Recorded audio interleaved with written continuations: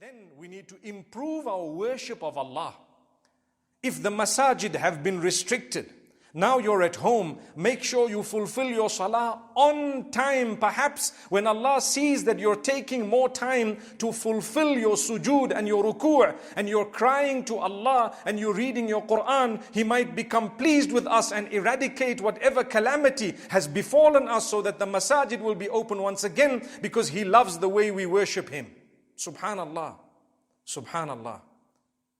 There are restrictions not only in our countries here in Southern Africa, but there are restrictions across the globe in so many countries. I heard about the UK with some very, very stringent measures they've put in place. This would apply to them too. May Allah subhanahu wa ta'ala be pleased with us. Increase your ibadah. Increase your charity. As-sadaqatu tudfi'ul bala. When you're charitable, it will extinguish calamity. So a charity is like a fire extinguisher.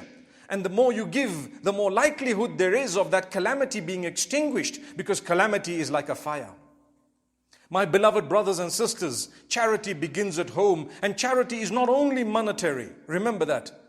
Tabassumuka fi wajhi akhika sadaqa. The Prophet ﷺ talks about how the expressions on your face can become an act of charity. To smile at the face of your brother is an act of charity. If, my brothers and sisters, smiling at someone who's just your brother in faith is an act of charity, what about smiling at your own spouse, your children, your parents, your siblings, your relatives? Subhanallah. It might be difficult sometimes with a few misconceptions that have occurred, or a few differences that have occurred between you and your family members, but still be kind. Remember, these might just be your last days on earth.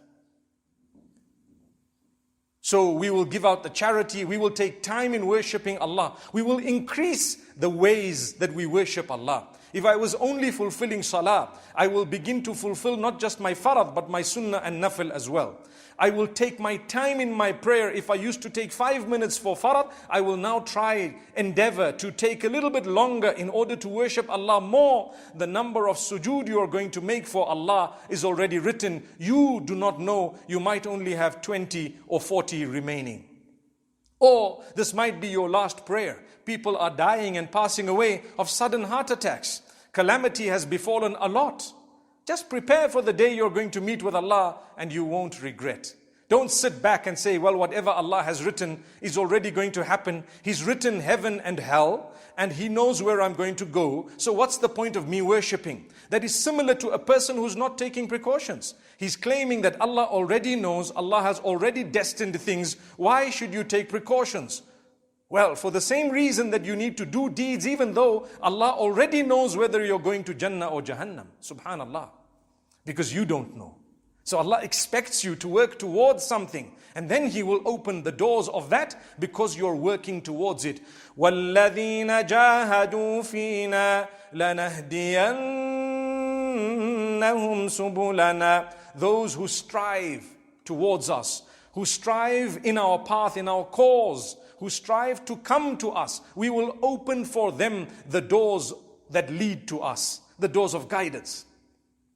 We will guide them to those doors. So you need to utilize your energies in the right direction. My brothers and sisters, similarly, we need to make amends when it comes to the difficulties we have faced and the differences we have faced with our family members and others. Seek forgiveness from people. It's very important. Just like you're seeking forgiveness from Allah, just like you're increasing your ibadah, just like you're giving charity, just like you're promising to quit sin, you also need to definitely seek forgiveness from those whom you've wronged. Make peace with them. Don't say to yourself that I'm going to leave this for the day of judgment. You be the bigger person. Go out and seek forgiveness. You never know what might happen on the day of judgment. You might be the one who's wrong. Subhanallah. So don't leave it for that. An intelligent person is one who sorts his matters out here on earth before he goes to the hereafter.